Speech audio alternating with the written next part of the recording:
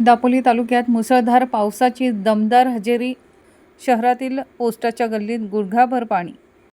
दापोली तालुक्यात सतत 3 दिवस संततधार पाऊस कोसळत आहे. मुसळधार पाऊस होत आहे, त्यामुळे काही ठिकाणचे रस्ते जलमय झाले आहेत.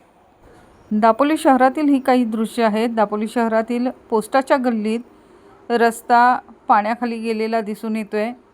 गटारातून येणारं पाणी रस्त्यावर आल्याने पोस्टाच्या गल्लीत गुडघाभर पाणी साचलं आहे.